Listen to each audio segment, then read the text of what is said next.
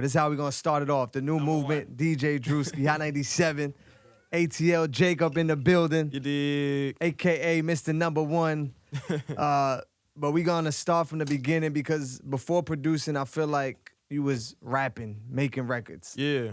Were you producing at the same time or just spitting over other people's beats? I was producing at the same time, but the songs I was putting out, I was taking them down.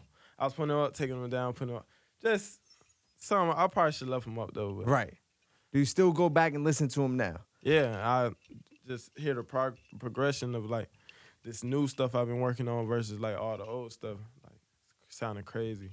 So you rapping, you making music, then it becomes a point where you was just producing. Did that happen? Yeah, basically I was still rapping, but I wasn't dropping, just recording.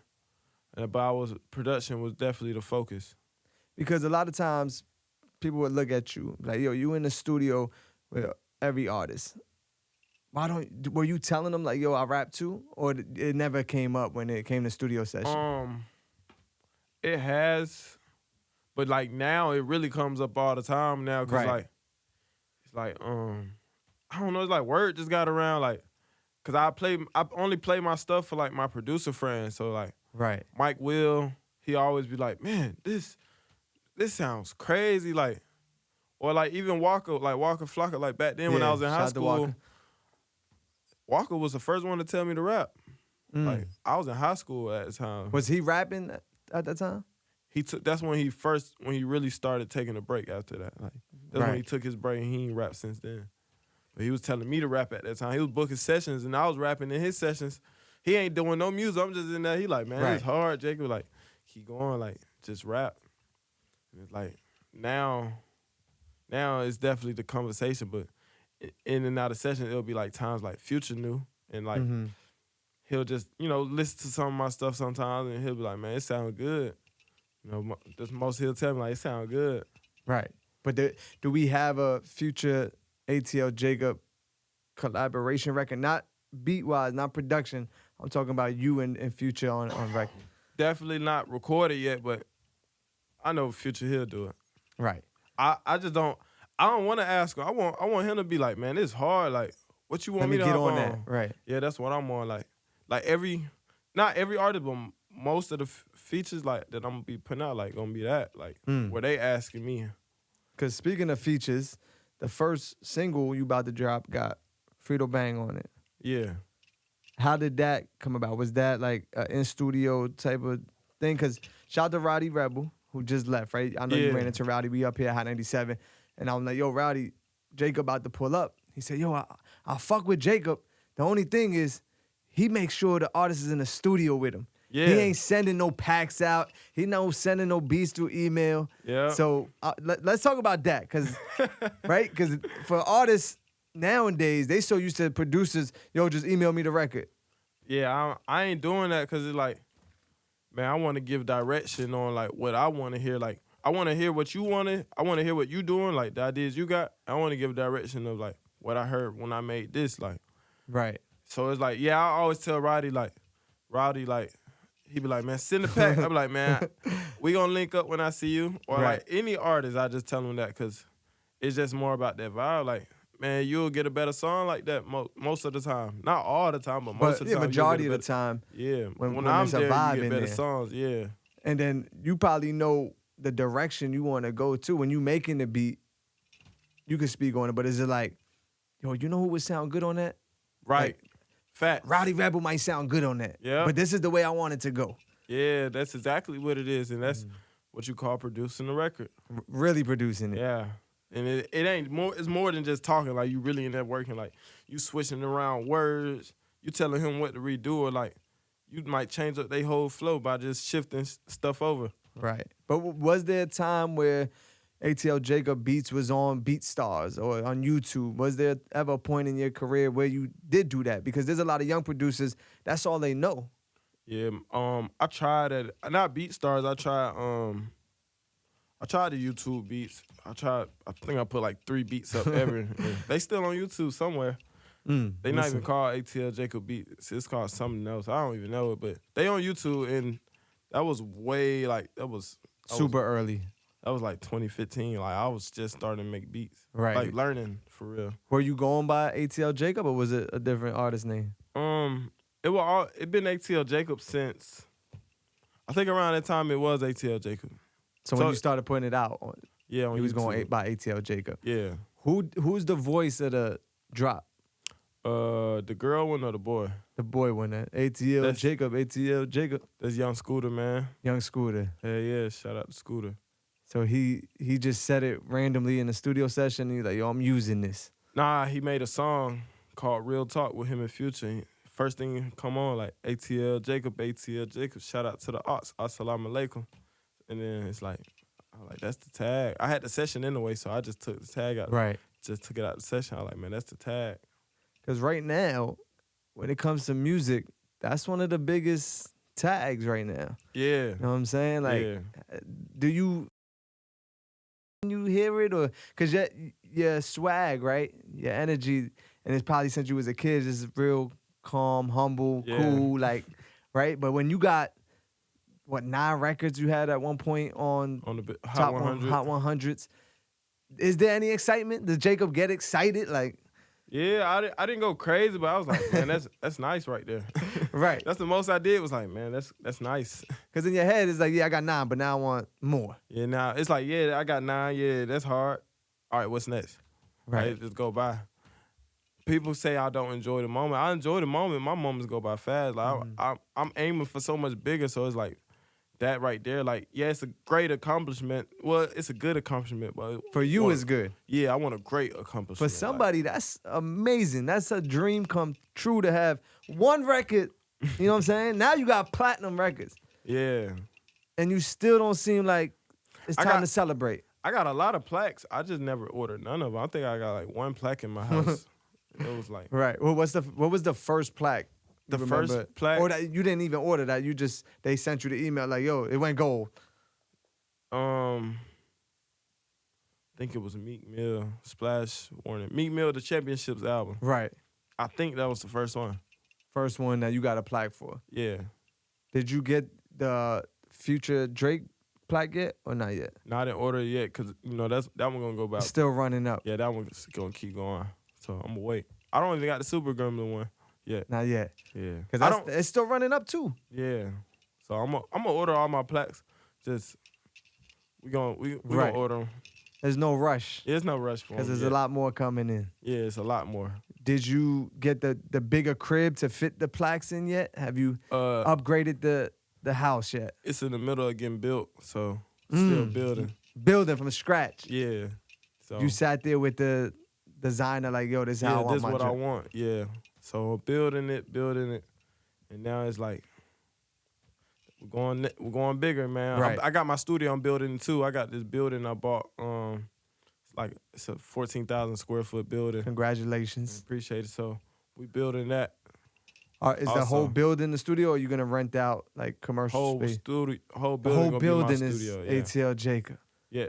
Well, I'm gonna rent it out to labels and stuff, but like, it's so big. I got like you know how they call it the A room because Right. the biggest size. I got like 5 of those. it's pretty big. Now I got producer suites, like a level, a spot just for producers to go Right. in different suites. And then it's like they connected, but they can still be isolated at the same time because producer might want to network with each other. Like it's a great space to be in. That's amazing. And this Yeah. is in Atlanta. Yeah, this in Atlanta. And will you 5 minutes from the personally airport. So Perfect. when you fly in, Yeah. you want to book. first just let me stop? know. You go to the. Yeah. Do we have a name for the studio yet? For the building? I'm going with Imperial Sound. Okay. Is that yeah. the label? Is that No, it's not. My label called Wicked Money Family that Mm. I had came up with. And but Imperial Sound just like, man, the sound just so imperial, right? So we going with that. And you'll personally be working out of your spot. Yeah. I'm trying to have like, I want it to be like a safe haven. Because I was gonna say, like, at a certain point, for us as regular, but for people from the outside, they're looking at you so successful, Yeah. and now you got to start worrying about, damn, if they know I'm in the studio, do I have to worry about, you know what I'm saying, that type of energy? Oh yeah. Does facts. that ever go through your head? Do you realize how big you are now to people outside of your circle. Yeah, it's still catching up to me, honestly. Like, I go places, like, people take pictures with me, like, I'm the rapper, like, man, that's hard or stuff. Or, like, when random people see me, like, ATL Jacob, like, I never think of, like, I mean, it's always in the back of my head just because of how I grew up. Like, man, Right, of anything course. can happen. That's But then regular instinct. I keep it positive at the same time, just Mhm. keeping positive energy. Because I know sometimes, like, it could be you in New York, and it's somebody that knows you that is a fan of ATL Jacob, but just the way they looking, you don't know, is it a fan or somebody trying to, you know what I'm saying, lie me? Facts. So that's where it could get funny, like, especially Yep. for producers, because for a long time, producers, like you said, the artist was the popular person, was the Yeah. face. Producers was able to lay low, but then you have superstar producers like yourself who now are artists. That's facts. And it's just like, and you know what else? Like, just watching the shift in music go from like, where now we the superstars too. Exactly. And to be honest, the producers be richer than a lot of the rappers. Yeah, that's what I'm saying. Producers was cool with just laying low because Yeah, they'll be rich as hell and just low. yeah, But now they we- working with a dozen artists where the artist is only making money off themselves. Yeah. Where you as a producer, you got 20 bags coming in because you just produced 20 records. Yeah, imagine having 20 number ones, like Right. crazy. It's on its way though. Oh yeah, for sure. It's on its way. I'll get a couple more before this year ends. For like the young producers, right? What was your first like real check, right? What was it? How much was the first real check? Not the little $2,500 ones. Like when you said, "Oh yeah, my life is changing now." I think my first. Well, what's crazy? I think my first 2 checks was $300. The check after that was probably like 9,000. So I it was went like, from okay, this looks 300, 300, 9,000. After the 9,000 was 20,000. After that, it been like 50s and Right. just 50s and between 20 and 50 since Right, then. right, like back nothing, and forth. Nothing less than 20. That's amazing. Like right for any producer, that's amazing. I wouldn't even want to rap. I'll just be like, yo, I'm gonna just keep making these beats. Man, it's like the dream's so big. Like it's just another. Producing was a step, now rapping another step, and then it's like we're going different steps to where I want to go. Right.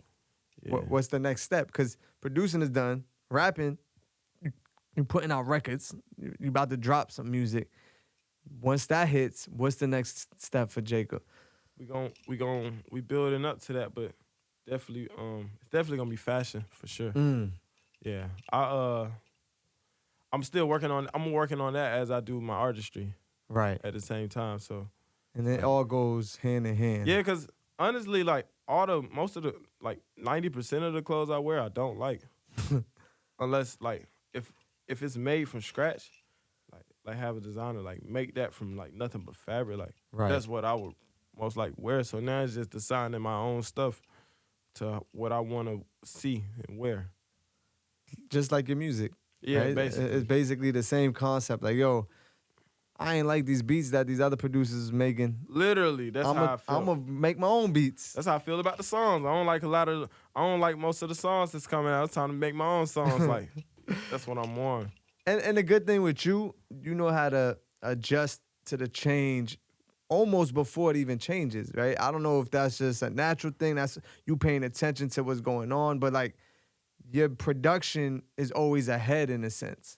That's how it's supposed to be. Cause I don't want to follow the wave. I want to create the wave like that everybody ride. I'm Right. not riding the wave. Like them days over. Them was when I was practicing, learning how to Course. make beats. Now it's like, man, I'm setting the standard of what music gonna sound like. Right. I'm changing the wave of music. Like that's what's gonna separate me from a lot of artists. Like as I drop my own music, like it ain't gonna sound like everything else. Mm-hmm. It already don't sound like everything else. It may sound similar, but it ain't sounding like everything else. Right. Though. Sounding When like you're different. creating a wave, a lot of times people start jacking it, right? And For start sure. copying.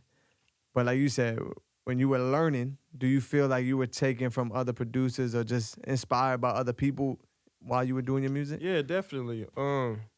It's a lot of inspiration in there, like just sitting in different sessions and stuff, like just soaking it up, like not going to go mimic they sound, but just soaking it up. Like, okay, this sound hard. I know what I would want to do with if I did this though. Right. So it's like sending different sections and doing that with like different artists and different producers. Do you feel like you hear artists, the young artists, producers now, jacking your style? Like, Of course, but in a sense, everybody's style came from 808 Mafia. Honestly, of all the music that's out, with from the hi hats to the spins of 808 that Right. everybody use, or so it's now like I'm trying to move from that. Like I'm trying to make my Create your own now, sound. like because I done did that. Like shout out to Southside, shout out the whole 808 Mafia. Like right. that's the whole industry right now. For years, Mm-hmm. it's been like that. Over a decade, it's been sounding like that. Now it's time for that new wave. That change. Yeah, me and Southside was just talking about that. We was just talking about like creating I was a like, new sound. I was like, man, just the radio sound like your beats and you ain't even make them. The whole like all the radio like, man, I'm like, man, it's time to make that sound that nobody on. Right. So that's what I've been a lot focused on. Like I don't even make beats every day now just because I'm focused on that. It's about making just vibes. So how often do you think you in the studio cooking up now? Oh, in the studio, I'm in the studio every day, but it's not just about beats every day now. Got you. I'm still like going through beats and doing different sounds, but like as far as me actually creating a beat, it's not every day. It's definitely in sessions though, but not every day like I used to do. Right. At this point, I don't even feel like you have to do it. Like you need time to just get your mind right. Like you said, it's about creating a vibe at this point. Definitely. So if you in there making the same record all day, it's hard to figure out that next move. Like yeah, facts. So it's now it's more like I'm in the studio researching like what's next, like what we can do, like looking for different sounds, different songs, just different inspiration. Then I'm going to go create in the like later on in the session. right. When you in New York, like today, do you find inspiration from just being outside or Yeah, like I just write stuff in my phone, like just write anything in my phone. Like if I see something, might be a whole song out of that, Right. Or a verse or something, like just writing. because in New York, the sound right now for New York is the drill sound, right? Which What- came from the UK. Right. And then went to Chicago. Now, actually, it started in Chicago. Then Chicago, then UK. It was now New Chicago, UK, New York. Now Chicago trying to take it back. Right. But it's like it went through all of that and it shifted so much. Have to where it you sounds different. cooked, like, are you into the drill sound? Or? I'm not a big fan of it. Okay. You But would- it sounds nice, but as far as like what I personally like, Mm-hmm. I'm just not a fan of it. But it does sound amazing. Besides Meek, who's from Philly, is there any New York artists you've tapped in with to like cook up some records? I did some with J.I. J.I. the Shout out Prince. to J.I. the Prince. Any Cardi records, Cardi B? Been working on that too. Because I know she's in album mode, yeah, cooking she up. going crazy. Yeah, I've been working on that too. Just doing out some ideas. So hopefully we see what get rolling. Then another New York artist. I mean, A Boogie records. I never locked in with him yet. Dang, I can't think off the top of my head. But there's definitely artists that Yeah, because at this point, your DM is crazy, management is crazy. Everybody want an ATL Jacob beat. Literally. And it's like the demand so high. It's like, man, who gonna pay me when I walk in the room now? 'Cause Right.